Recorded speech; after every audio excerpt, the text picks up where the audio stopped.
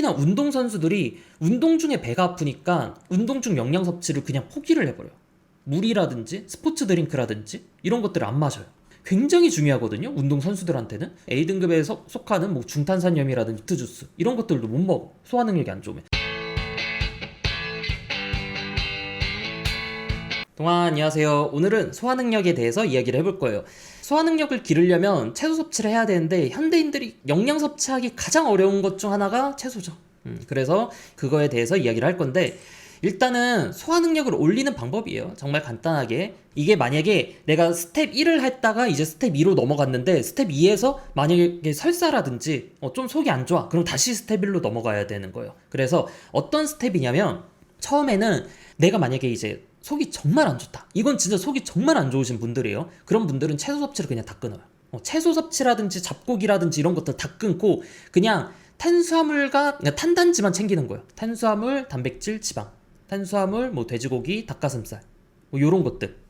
그렇게 이제 진행을 하면서 내가 정상적인 이제 대변을 보는지 그거를 일단 보고 이때 뭐 인스턴트라든지 레토르트라든지 이런 튀김이라든지 이런 것들은 안 돼요. 최대한 장에 안정성을 주는 거예요. 이렇게 해서 내가 일단 소화가 좀 안정이 됐다. 그 다음에는 익힌 채소예요.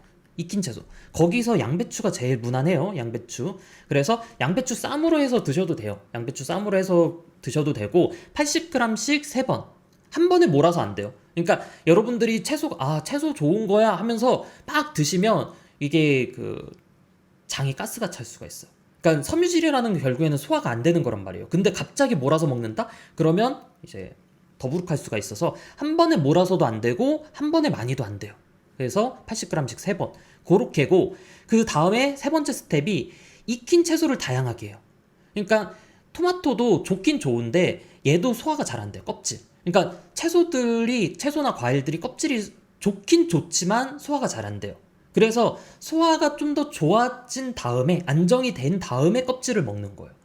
그래서 껍질 벗긴 토마토라든지 뭐 사과도 껍질 벗겨서 그리고 오이라든지 이런 것들도 껍질 벗겨서 그래서 총 섭취량이 500g 되도록 그 다음에 750g까지 올려주시는 거예요. 그리고 이때는 그러니까 이 전까지는 잡곡은 안 돼요. 잡곡은 안 되고 그 다음에 이제 흑미를 제외한 잡곡은 여기까지 왔다라고 하면 드셔도 돼요. 그 다음이 샐러드예요. 아니 샐러드가 이렇게 허들이 높아요? 라고 물어볼 수 있는데 생채소가 원래 좀 소화가 잘 안 돼요. 그래서 여러분들이 그냥 무턱대고 생채소 도전하시다가 어느 순간부터 막 계속 설사하고 안 좋아지고 막 불편하고 그러신 분들이 계시거든요. 그래서 안 좋으신 분들은 이 스텝을 거치셔야 돼요. 근데 이 내용이 진짜 이해 안 되시는 분들이 계실 거예요. 동면준이 무슨 소리예요? 샐러드 먹는데 이렇게 힘들다고요? 라고 생각을 하실 수가 있는데 어느 정도 젊고 건강하고 그러신 분들은 소화 능력이 또 어느 정도는 알아서 좋아져요. 알아서 좋아져. 근데 만약에 내가 어느 정도 나이도 있고 그 다음에 좀 건강도 안 좋고 특히나 내가 다이어트를 한다. 그럴 때는 당연히 안 좋아질 수가 있고 이 소화 능력이 왜 중요하냐면 운동과 관련돼서 소화 능력을 괴롭히는 경우가 너무 많아요. 그러니까 소화 능력을 하락시키는 요소들 예를 들어 카페인, 보충제, 뭐 첨가물이 많죠. 그 다음에 그냥 보충제 자체를 다량 섭취하는 것도 소화 능력을 이제 떨어뜨릴 수가 있어요. 그리고 뭐 마그네슘 성분 중에서 산화마그네슘 되어 있는 것들도 있거든요. 그런 것들도 이제 소화 능력을 떨어뜨릴 수 있고 아르기닌 이것도 고함량을 이제 먹다 보면 이제 좀 속이 안 좋을 수가 있어요. 그리고 속을 안 좋게 만드는 경우 그러니까 다이어트가 진행이 되면 점점 소화 능력이 떨어져요. 그러니까 내가 지금은 괜찮네 하면서 어느 정도 채소 섭취라든지 그런 것들을 좀 소홀하게 하면 다이어트 후반 되면 뭐 변비라든지 설사라든지 갑자기 소화가 안 되기 시작을 하겠다는 거지. 그럴 수 있어요. 그리고 과도한 식사량도 소화 능력을 안 좋게 만드는 경우고 그리고 소화 능력이 안 좋으면 뭐 크레아틴이라든지 종합 비타민이라든지 보충제도 마찬가지예요. 그냥 단백질 보충제도 이런 것들을 먹었는데 좀 속이 불편해. 소화 능력이 안 좋으면 비싼 걸 먹어야 돼요. 그러니까 먹기가 되게 다 까다로워져. 보충제도 비싼 거 먹어야 되고 종합 비타민도 좋은 거 먹어야 되고 막 다 그래요. 크레아틴도 좀 더 안정적인 타이밍에 먹어야 되고. 그리고 특히나 운동선수들 같은 경우에는 소화 능력이 안 좋으면 잃어버리는 기회들이 많아요. 무슨 말이냐면 영양 섭취도 되게 소극적으로 해야 하고 특히나 운동선수들이 운동 중에 배가 아프니까 운동 중 영양 섭취를 그냥 포기를 해버려요. 물이라든지 스포츠 드링크라든지 이런 것들을 안 마셔요. 왜냐면 배 아프니까. 근데 이게 굉장히 중요하거든요. 운동 선수들한테는. 요런 것들도 있고, 그 다음에 이제 좀 A등급에 속하는 뭐 중탄산염이라든지 비트주스 이런 것들도 못 먹어. 소화 능력이 안 좋으면. 그러니까 소화 능력이 어느 정도 받쳐줘야지 내가 더 많은 거를 할 수 있는데, 이 소화 능력을 생각보다 소홀하게 생각하시는 뭐 선수들도 많고 중요하게 생각을 잘 안 해요. 그러다 보니까 점점 떨어져. 그리고 소화 능력이 갑자기 떨어지는 게 아니에요. 점점 안 좋아지고 좋아질 때도 점점 좋아져요. 그래서 얘 관리를 꾸준히 잘 해줘야 된단 말이에요. 그래서 몸에 좋은 탄수화물, 예를 들어서 잡고기라든지 뭐 고구마라든지 이런 애들이 꼭 좋은 건 아니에요. 무조건 좋은 게 아니야. 그러니까 이게 운동과 관련돼서는 조금 복잡해져요. 조금 복잡해지는데 무슨 말이냐면 GI 지수라고 혈당 부하 지수라고 있어요. 내가 어떤 식품을 먹었을 때 혈당이 얼마큼 빠르게 올라가느냐예요. 근데 GI 지수가 높다. 그러니까 한마디로 혈당을 빠르게 올린다. 근데 일반적으로는 우리가 혈당을 빠르게 올려? 그러면 건강에 안 좋은 거 아니야? 몸에 안 좋은 거 아니야? 라고 생각을 할 수 있는데 스포츠 역량에서는 뭐라고 얘기를 하냐면 얘가 흡수가 빠르다, 소화가 잘 된다라고 얘기를 해요. 그리고 GI 지수가 낮다, 흡수가 느리다, 소화가 잘 안 된다라고 얘기를 해요. 무슨 말이냐면 운동 직후나 만약에 내가 취침과 가까운 식사를 해야 된다. 물론 이런 것들은 조금 이제 어떻게 보면 억지로 하는 거죠. 좀 억지로 하는 건데 잠자기 이제 한두 시간 전에 이제 하는 건데 최대한 내가 전에 먹을 수 있으면 사실 더 좋긴 하죠. 더 좋긴 한데 이때 운동 직후라든지 취침과 가까운 식사에는 소화가 잘 되는 탄수화물이 제일 좋아요. 그러니까 한마디로 GI 지수 높은 식품들 운동 직후에는 백미가 더 적합하다라는 거죠. 그러니까 운동과 관련된 이제 탄수화물 섭취 같은 경우에는 이런 식으로 좀 리드미컬하게 쓸 수가 있어요. 내가 탄수화물 섭취를 많이 해야 된다. 근데 뭐 난소화성에 GI 지수가 낮은 그런 식품을 다량 섭취한다. 그럼 배에 가스가 찰 수 있고 불편할 수가 있단 말이야. 그러니까 내가 글리코겐을 로딩을 해야 되는데 GI 지수가 낮은 식품을 엄청 다량 먹는다? 그거는 어떻게 보면 좀 소화를 베팅을 하는 거예요. 물론 내 소화 능력이 받쳐져 있고 그 다음에 내가 좀 천천히 먹고 그러면 괜찮아요. 근데 내가 글리코겐을 로딩을 해야 되는데 혹은 내가 대회 때, 그러니까 대회 전날이라서 이제 탄수화물을 로딩을 해야 돼. 근데 대회 직전이다 보니까 소화 능력이 떨어져 있어. 아까도 말했죠? 다이어트 때 소화 능력이 떨어져 있다. 그러면 뭐다? GI 지수가 높은, 소화가 잘 되는 그런 애들을 선택을 해야 된다라는 거예요. 그래서 GI 지수가 꼭 높다, 낮다 이런 것들이 뭐 절대적인 건 아니에요. 그래서 나의 상황에 맞춰서 운동 직후에 내가 소화 능력이 떨어져 있다. 그럼 흡수가 좀 더 잘 되는 아니면 내가 좀 더 소화의 안정을 이제 가질 수 있도록 내가 좀 쉰 다음에 그 다음에 탄수화물 섭취를 하는 게 더 좋죠. 그 다음으로는 채소는 먹기는 원래 힘들어요. 이게 생각보다 되게 힘들어. 이게 섬유질 권장 섭취량이 25g이거든요. 근데 이게 어마어마한 양이에요. 왜냐하면 일반적으로 채소의 섬유질 함량이 낮아요. 1.5, 그러니까 100g당 1.5에서 3g 정도밖에 안 돼요. 양 자체가 굉장히 적어요. 섬유질 양이. 그래서 진짜 내가 이 섬유질을 충족시키려면 어마어마한 양을 먹어야 돼요. 어마어마한 양을 먹어야 돼.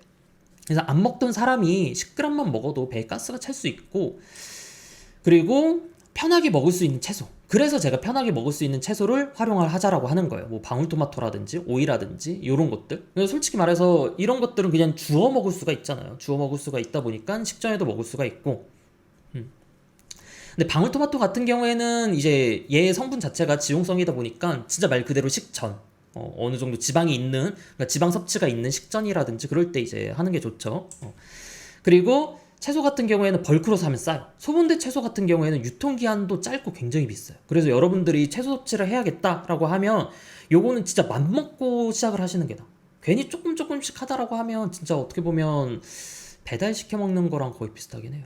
그리고 큰 냉장고나 특히 이제 김치 냉장고. 김치 냉장고가 진짜 장난 아니에요. 저장 기간이 100%가 추가돼요. 거의 진짜 2배 정도가 길어져. 그러니까 여러분들 집에 냉장고가 조그맣다. 아니면 좀 작다. 그렇다라고 하면 채소들이 진짜 금방금방 가요. 왜냐면 이게 냉장고 문 한번 열었다 닫았다 할 때 냉기가 어마어마하게 이제 빠져나가고 그러거든요. 근데 김치 냉장고가 그 냉기를 보존하고 잘 유지하려고 엄청 잘 디자인이 되어 있어요. 그러다 보니까 저장 기간이 진짜 길어져요. 정말 길어지고. 그리고 여러분들이 그 얘기를 해요. 동면 중에 그럼 냉동 채소는 좀 그냥 뭐 샐러드 믹스. 솔직히 말해서 냉동 채소는 나쁘진 않아요. 냉동 채소는 나쁘지 않은데 솔직히 말해서 맛이 너무 없고 샐러드 믹스도 맛이 너무 없어. 그러니까 샐러드 믹스나 같은 경우에는 이제 아무래도 그 좀 싼 채소들을 이제 믹스해서 넣어놓다 보니까 굉장히 뻑뻑하고 맛이 없어. 그리고 이 샐러드 믹스는 또 금방 상해요. 그래서 개인적으로 여러분들이 채소를 처음 시작한다라고 하면 냉동 채소랑 샐러드 믹스는 그 저는 좀 좋아하진 않아요. 왜냐면 진짜 채소 혐오 제조기예요. 헤이러 제조기야. 그래서 너무 맛이 없기 때문에 개인적으로 냉동 채소랑 샐러드 믹스는 별로 좋아하진 않는데, 근데 이제 브로콜리, 생 브로콜리 가격 보고 냉동 브로콜리 가격 보면 냉동 채소에 손이 가는 건 좀 어쩔 수 없긴 해요. 그리고 마지막으로 여러분들이 그걸 진짜 많이 물어봐요. 보충제로 먹어도 되나요? 이거 진짜 많이 물어보거든요. 근데 어디까지나 보충제는 보충제일 뿐이에요. 채소가루는 약간의 도움이 돼요. 그리고 만약에 여러분들이 섬유질을 대체하고 싶다라고 하면 가루로 된 제품을 사서 드세요. 알약 말고. 왜냐면 섬유질, 아까도 말했듯이 섭취량이 그람 단위죠. 그람 단위다 보니까 말 그대로 25g을 충족시킬 수 있는 제품은 없어요. 얘 제품 자체는 없고, 보통 이제 뭐 두 스쿱에 뭐 5g 섬유질, 그러니까 섬유질 함량이 다 작아요. 채소가루도 마찬가지예요. 채소가루도 보통 채소가루가 예를 들어 뭐 한 스쿱에 뭐 8g, 뭐 10g 이렇게 들어있으면 섬유질 함량이 뭐 2에서 5g 정도밖에 안 돼요. 굉장히 적어. 그 채소 가루 안에도 아까도 말했듯이 섬유질이 25g 먹어야 되는데, 그래서 제가 뭐 채소는 약간의 도움이 되고, 여러분들이 그 얘기를 해요. 저한테 동면중 채소가루 먹어도 되나요? 라고 물어보는데, 옛날에는 된다라고 얘기를 했어요. 옛날엔 된다라고 얘기를 했어. 왜냐면 나는 그 여러분들이 채소가루가 그냥 플러스 개념인 줄 알았어. 그냥 내가 먹는 식단이 플러스 개념인 줄 알았는데, 이게 계속 질문을 듣다 보니까 화자의 의도 파악을 하는 거야. 여러분들 이 가루가 있어서 숨은 의도가 있었어요. 채소 먹기 귀찮은데 대신에 채소가루 먹어도 되나요? 그러니까 채소 먹기 귀찮은데 채소 대신에 라는 그런 숨은 의도가 있었어. 그 이후로는 저는 채소가루 별로 좋아하진 않아요. 왜냐면 여러분들이 이거를 채소를 대체하려고 하니까. 그래서 사실상 이게 그 보충제는 진짜 보충제일 뿐이라서 완전 대체는 안 돼요. 절대 대체가 될 수가 없어. 그렇기 때문에 여러분들이 웬만하면 좀 원물로 드시려고 노력을 하고 갈아 드셔도 돼요. 대신에 갈아 먹는다라고 하면 바로 드셔야 돼요. 왜냐면 산화가 좀 빠르기 때문에 갈고 나서 바로 드시는 거를 제가 추천을 하고, 갈아 드시더라도 최대한 바로바로 드시길 바라고. 그 채소는 좀 숙제긴 해요. 저도 어느 정도는 이해는 되거든요. 그 1인 가구라든지 혼자 사시는 분들이 채소 섭취가 굉장히 힘들다라는 거. 근데 그게 습관이 되면 평생 그렇게 먹어야 돼요. 평생 채소를 못 먹어.